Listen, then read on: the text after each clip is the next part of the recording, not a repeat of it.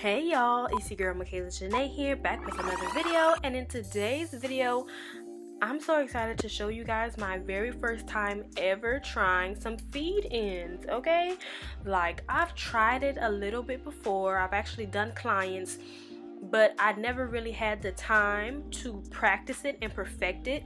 This is actually a model. She was not a client, and she allowed me to practice this style on her, and I'm just gonna say that it came out really good. I'm glad that I chose her to be my model. One, because her energy is just great, okay? Me and her went to middle school and high school together. We was on dancing together.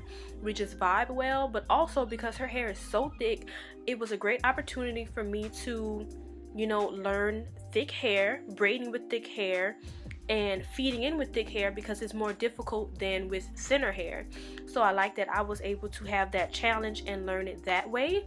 And I didn't add in too much heat. I feel like if I do her hair again, I might go through it with like the little blow dry brush, but I wouldn't necessarily flat iron it. Like, that's a little bit too much. I want to continue to challenge myself. I feel like a lot of people I see on Instagram, a lot of braiders, I feel like they do flat iron some of their clients' hair, which is not a problem, but I feel like there should just be a disclaimer, because your stitches aren't going to be perfect unless the hair is smooth. Sometimes it depends on hair texture also.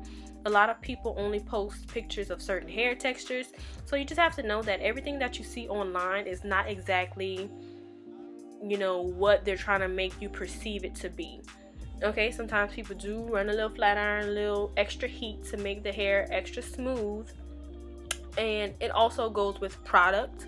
On her hair, I did use Shine and Jam, but to my knowledge, there are products that are a little bit stronger, to where I could have used it and slicked it down a little bit more. But that's why I'm so happy I chose to do this on a model and not on a client, because these are all things that I'm learning and picking up when it comes to parting and dealing with thick hair and feeding in.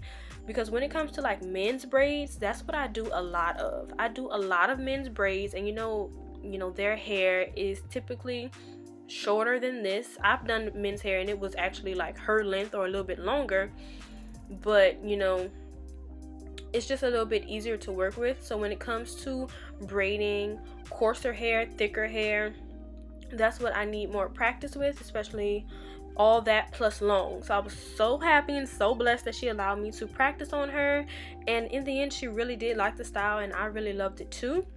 So right now I am replicating a picture that I found on Pinterest. I don't know whose style this was, but one of my favorite braiders from Instagram is Mia on the Hair. She is a great braid artist, not just a braider. Like, she brings creativity to the craft.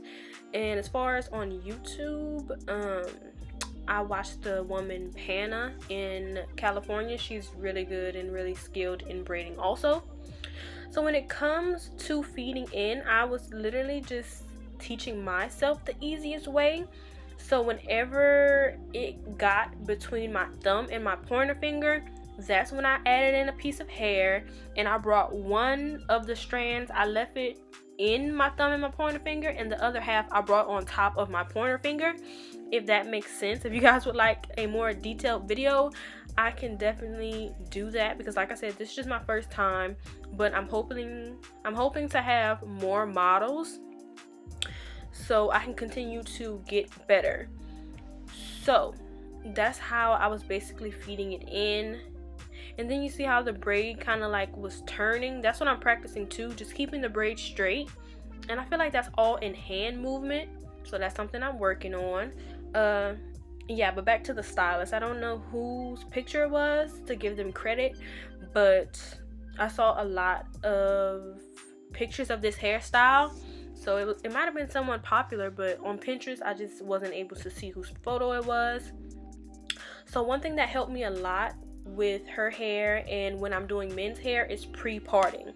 If you pre-part, your parts will not only come out better and more symmetrical, but you'll be able to really map out a person's head. Everyone's head is shaped differently, so if you're able to pre-part, then that's just going to bring you so much closer to symmetry than if you would just part as you go. So I did pre-part her hair.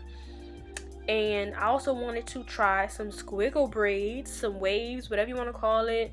I want to try that in her head, and it actually came out nice. Like, I was super proud of myself doing these. I really did like it. I would want to do I've seen someone did a whole head of the wave braids, and that's super cute. I would definitely do that. So really what I think I did not use enough product also.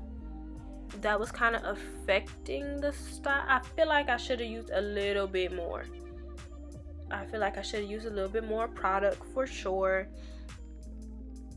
Looking back at it, that may have helped a little bit, but product can also get in the way when you're trying to learn. So I'm happy I did them, you know, more natural, not a lot of product, because you just gotta feel with your fingers to understand what you're trying to do.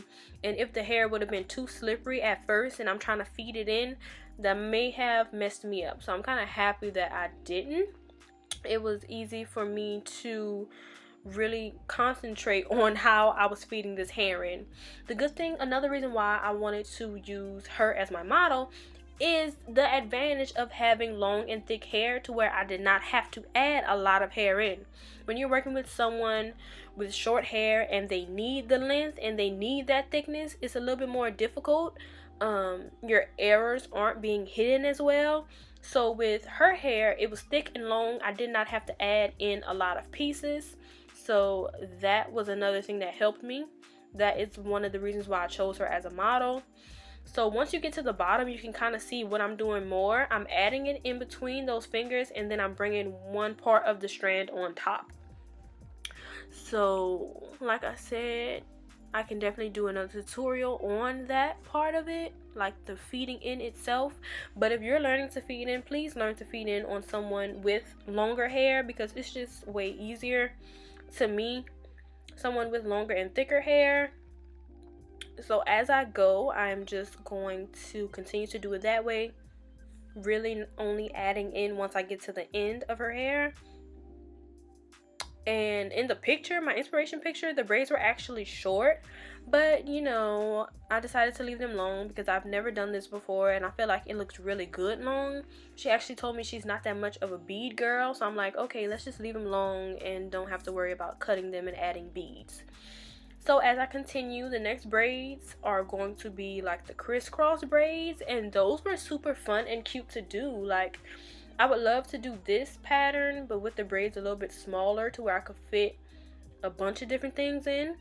That would be super fun. I really want to get into more artistic braiding, like throwback 2000s Alicia Keys, what she used to do, like really artistic, fun things, not just, you know, what's popular or things like that. Like, I want to do some letters in people's heads. I saw stars, all type of fun stuff like that. So right now I'm just going to be doing a little small braid, and on this braid I only added in hair at the end.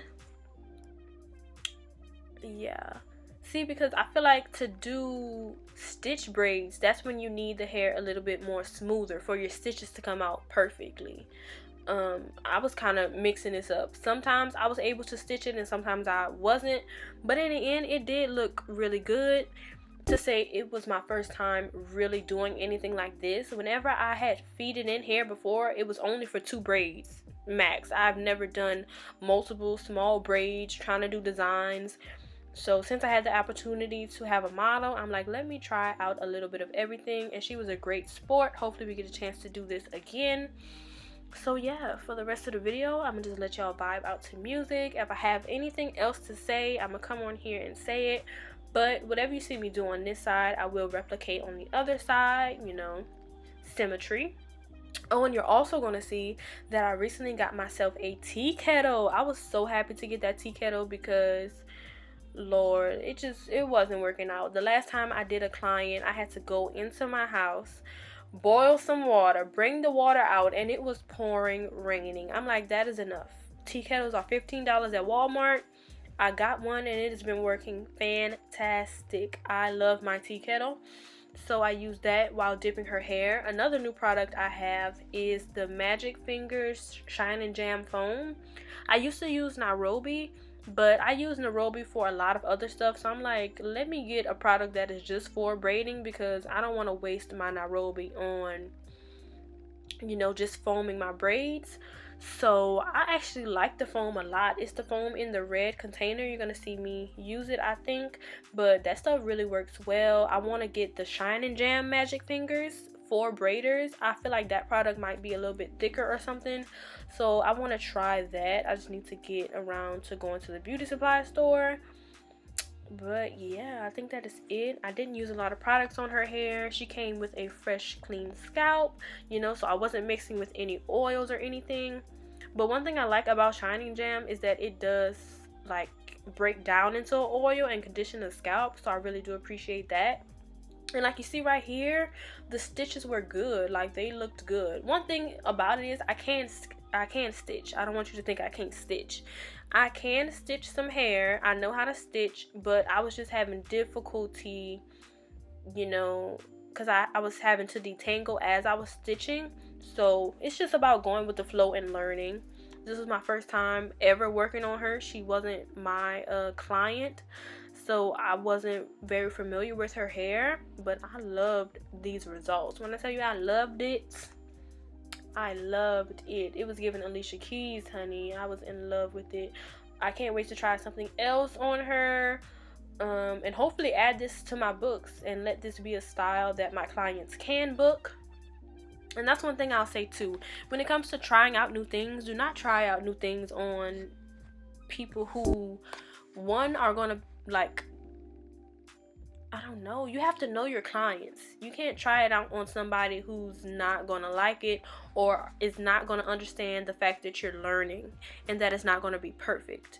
That's why it's better to just try out new things on people who are not paying, or a friend, a family member, things like that, because people can just get funny when you're trying out new things and they expect you to be perfect. But it's important to know that your hairstylist is a human.